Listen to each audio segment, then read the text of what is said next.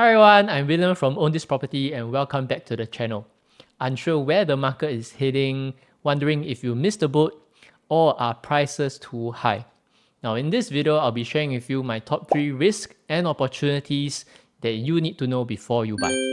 As always, this channel is about being data driven and I spend many hours doing the research for this video, sharing with you my unique perspective, in-depth analysis that others do not cover.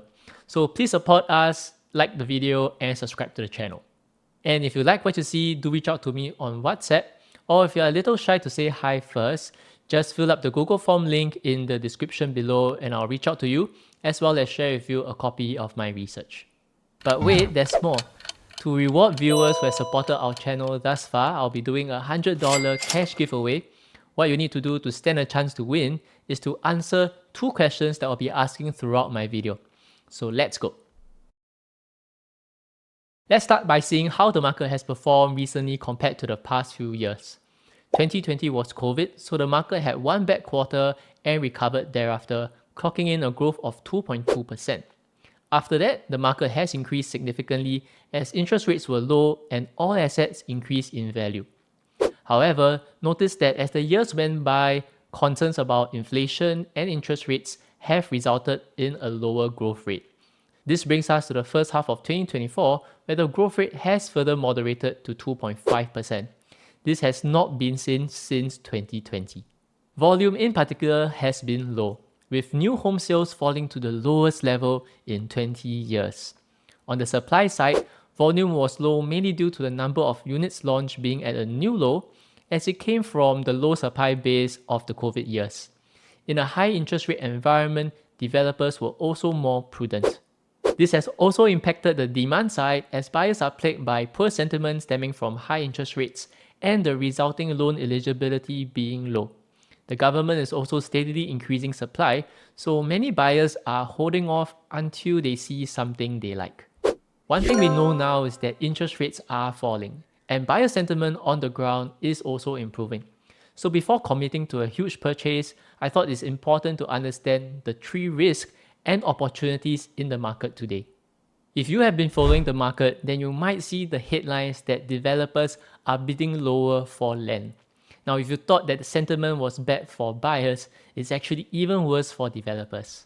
Across the OCR, RCR, and CCR, developer land bid prices, which is shown as the blue lines in these charts, have fallen. Will it then cause developers to sell cheaper? Looking at the green lines in this chart, which represents new launch prices in each region, they have not fallen, but have certainly tapered off. Here are 4 reasons why falling developer land bid prices does not necessarily translate to lower selling prices. First, comparing projects in the same area that have pre- and post-URA harmonization land plots, it is clear that URA harmonization rules have resulted in developers bidding lower. However, as I explained in my past videos using actual case studies, land bid price is just one of many factors that contributes to eventual selling price. Ultimately, it is the larger forces at play such as buyer sentiment, interest rates, demand and supply that dictates how these profit-driven developers price their new launches.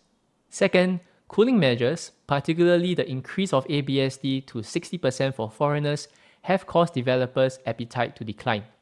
This is especially true for the CCR, where a large proportion of the demand comes from foreigners, resulting in the latest GLS sites at Orchard Boulevard and Zion Road selling for 30% lower than the most recent GLS in the area.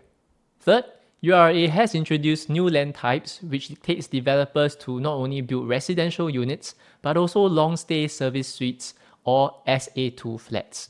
Unlike selling a unit where the revenue is clearly recognized, rental units will have a longer holding cost and greater uncertainty of future profitability due to vacancy rates over the years. And fourth, while land bid costs have declined, other costs such as construction and financing have increased. Developers are now less inclined to bid for large land plots due to the larger capital outlay. In addition, construction costs are not only rising due to raw materials price rising, but also because of the backlog of construction projects due to COVID. So rising construction demand has added to construction costs as well. Hence, looking at all these factors at play, I think that the falling developer land bid prices will not cause new launch prices to fall. Instead, it should continue to grow steadily, albeit at a slower pace, which is good for you as a buyer, right? The second risk is all about buyer sentiment. And this is cash giveaway time. The first question to answer in the comments below: do you think that the market is doing better today compared to the beginning of the year? Whenever I advise a client to buy a property, I always look at the development's attributes, but the most important factor is still your entry price. The worst thing is to FOMO into a purchase, and that has happened multiple times in the past. One notorious example is Pasir Ris 8, which was launched in 2021 to much hype in a period where the economy was booming post-COVID. Interest rates were low and sentiment was great. These feel-good factors are exactly when mistakes are made, and you can see that the prices increased from an average of about $1,600 per square feet to over $2,000 per square feet on launch day, and people still buy. So please do not be that person. In fact, a key reason to buy a new launch is to allow developers to price low first and slowly stage prices up over the years. A launch that has bad sales on launch day does not mean that it is a bad property. There are so many examples of this out there, so here's one. Treasure at Tampines, which is one of the most profitable new launch in the previous cycle, only sold 12% of units on launch day. It was launched in a period where supply was increasing, there were cooling measures, and sentiment was lukewarm, much like what it is today. And if you look at the 3-bedroom unit that was sold at launch versus a 3-bedroom unit 3 years later, bought from the developer as well, there was a whopping $302,000 difference. So the lesson here is that buy when the developers are under stress. Don't focus on the headlines that sales are bad, but instead focus on whether the development has good attributes. The third risk is that the Fed might flip-flop on their interest rate policy. If you ask around today, most people are expecting cuts to begin soon. But if we go back to just the beginning of this year, things were looking very, very different. So let's look at the timeline. In January, they said that interest rates will remain high. Then in March, they expected 3 cuts. Then in June, just 1 cut. And then in July, cuts could come soon. At the beginning of this month, there was significant market volatility due to the yen carry trade unwinding. People were calling for emergency cuts, but just 7 days later, only 1 cut was expected by September as market volatility subdued. Interest rate policy is guided by economic data, but ultimately the decision lies with humans. So the lesson here is that don't let any short-term volatility in these policies cause you to not see the woods for the trees. And this brings me to the first opportunity: falling interest rates. Interest rates have already fallen due to expectations of rate cuts. Looking at the fixed rate mortgage in Singapore today, we have already fallen from 3.85% in January 2023 to 2.75% today. And yet, because of all the headline news or the lack of an actual Fed cut, many buyers remain on the sidelines, and that is a mistake. In Singapore, our loan eligibility is calculated based on MAS's stress test rate, and because of the persistently high interest rates over the past years, the stress test rate remains high at 4.7% today. However, it is only a matter of time before this falls. So before committing to a purchase, we need to understand whether the Singapore household is on strong financial standing. According to MAS's Financial Stability Review, debt levels are healthy. On the left chart, outstanding loans have moderated, and on the right chart, new housing loans have declined from the highs of the past 2 years. Household assets and income levels are also still healthy. On the left chart, we see that household net wealth has continued to grow, and on the right chart, liquid assets remain much larger than overall household debt. This means that households have a lot of dry powder on hand that can be deployed once sentiment improves. So with households on strong financial standing and also with lots of capital in their pockets, what is the opportunity here? In this table, I've calculated based on a 25-year mortgage. Many home buyers remain on the sidelines today, not because they do not want to buy, but because their low loan eligibility at the high stress test rate of 4.7% prevents them from buying. With interest rates falling, it is only a matter of time before the stress test rate falls. What I've done here is calculate the budget should the stress test rate fall to 4%. Now notice that buyers will suddenly have a boost in buying power of 7.5%. Just imagine what will happen when the mass market starts feeling that interest rates have fallen. Would that be too late for you as a buyer, because by then, the demand would have already picked up, causing prices to increase? So this is the second question to the cash giveaway. If you are a buyer with strong financial standing, you are able to take a loan based on the higher stress test rate, you have two options. Do you want to buy now when the floodgates are still closed, or do you want to buy later when most buyers suddenly feel that their budget has increased by 7.5%? Leave your answers in the comments below. I would like to hear them out. Now, we've already covered in the earlier part of the video that sentiment of developers is bad, and the increase in supply from government land sales also causes them to be more competitive, so they're going to price their developments more reasonably today.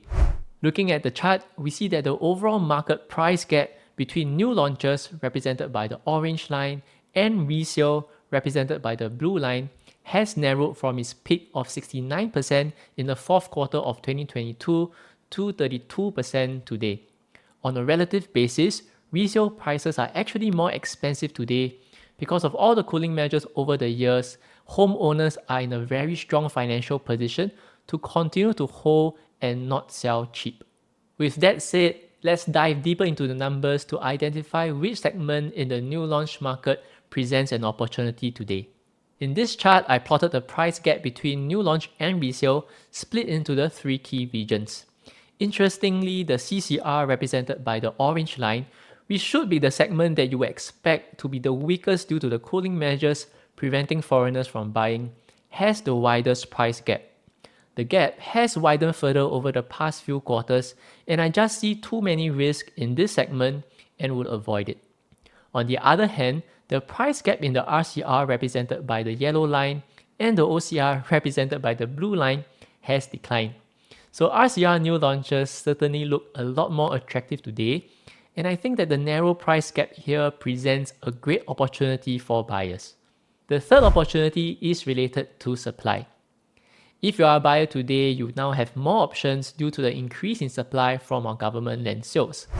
As shared in my previous video, there are over 10 launches for the rest of 2024. So if you are keen to check them out, I've left the link of the video in the description below. In this chart, we see a high supply of completed units represented by the blue bars in 2022 and 2023.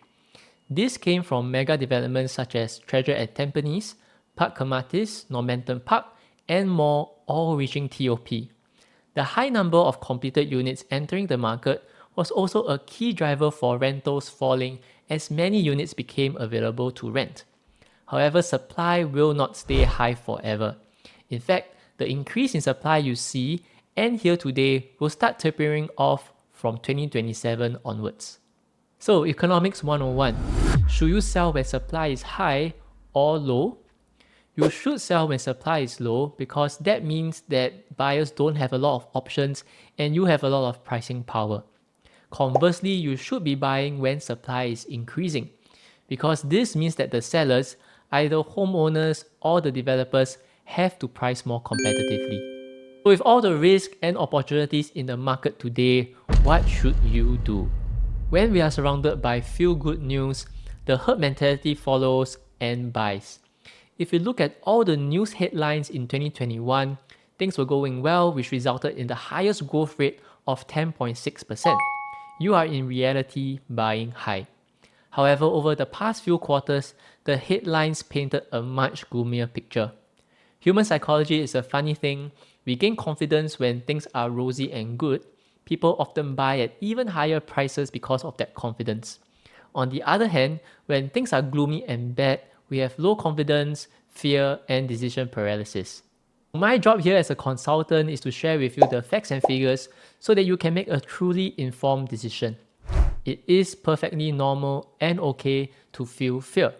But the beauty of property is that unlike stocks, which is a very liquid asset and highly volatile, property is illiquid, and especially in Singapore, you are kind of forced to hold for 3 years anyway due to the seller's stamp duty, and thereby allowing you to ride out any of the short-term dips.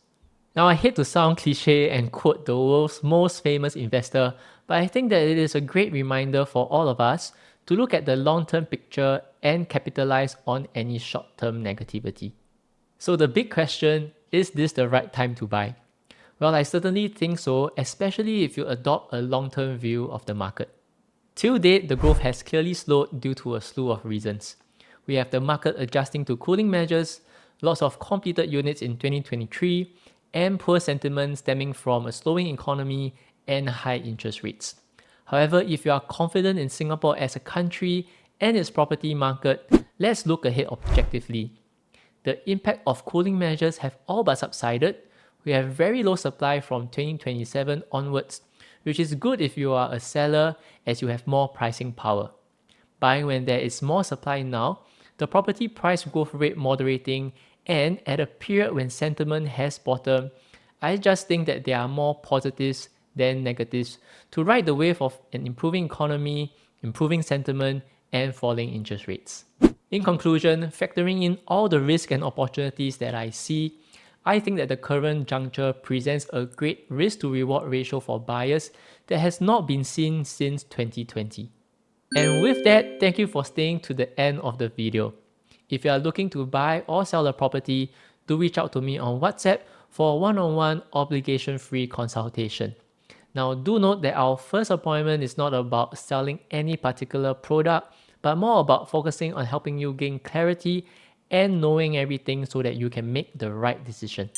And if you're exploring the new launch market, I've updated my 2024 Ultimate Guide to New Launches. Just fill up the Google form link below and I'll be happy to share it with you. Don't forget to like the video, subscribe to the channel, and please leave your answers in the comments below so that you have a chance to win our $100 cash giveaway. Thank you once again, and I'll see you in the next video.